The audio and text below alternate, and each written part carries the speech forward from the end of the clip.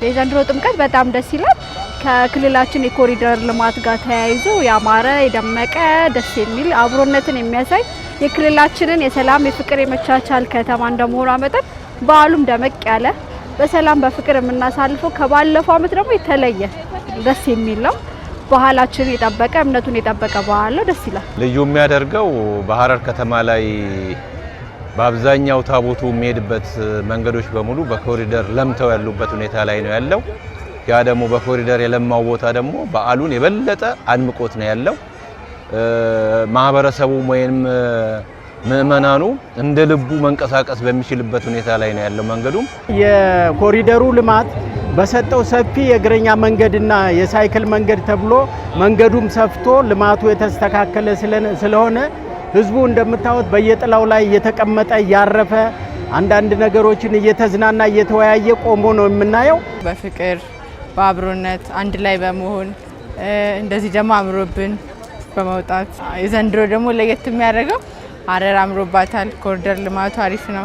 የተለያየ ብሔር ብሔረሰቦች አለባበስ ምናምን ልዩ ነው ድባቡና በጣም ደስ ይላል። ይሄን በዓል ለየት የሚያደርገው ደግሞ ይሄንን የመቻቻል የአንድነት ከተማ በሆነችው ከተማ ላይ እንደዚህ በአማረና በደመቀ በአንድነት መከበሩ የተለየ ነው የሚያደርገው።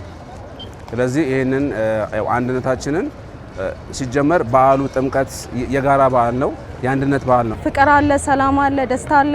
ሁሌም ለሀገራችን ፍቅርና ሰላም እንዲኖር እመኛለሁ። ይሄ በጣም ጠንካራ የአብሮነትና የመቻቻል የፍቅር ከተማ እንደመሆኗ መጠን ያንን አብሮነትና ፍቅርን መቻቻል ለማጠናከር ደግሞ ይሄ በዓል ከፍተኛ አስተዋጽኦ አለው። ሁሉም የራሱን ልብስ፣ ሁሉም የራሱን እውነት፣ ሁሉም የራሱን ነገር ይዞ ማለት ነው። ይሄ ምንድነው የሚያሳየው? ኢትዮጵያዊነታችንን፣ አንድነታችንን እስላሙ የክርስቲያኑን ማክበር እንዳለበት፣ ክርስቲያኑም የሙስሊሙን ማክበር እንዳለበት፣ ሃይማኖቱንም የእስላሙም የክርስቲያኑን መጠበቅ እንዳለበት፣ ክርስቲያኑም የሙስሊሙን ጠብቆ በጋራ ማስኬድ እንዳለብን ነው የሚያሳየን። የተለየ የሚያደርገው በዓሉን አብዛኛውን የባህል ልብስ ለብሶ ማህበረሰቡ እህትማማችነት ወንድማማችነትን ያጠናከረ እንዲሁም ደግሞ የኮሪደር ልማቱ የበለጠ በዓሉን ደማቅ እንዲሆን አድርጎታል። ምክንያቱም ክልላችን በፊት ከነበረችበት ለየት ባለ ሻብራቃቅ ብሎ ወጣቶች፣ ህፃናት፣ አዛውንት ደግሞ በመተባበር የጋራ በዓል እንዲሆን አድርገውታል።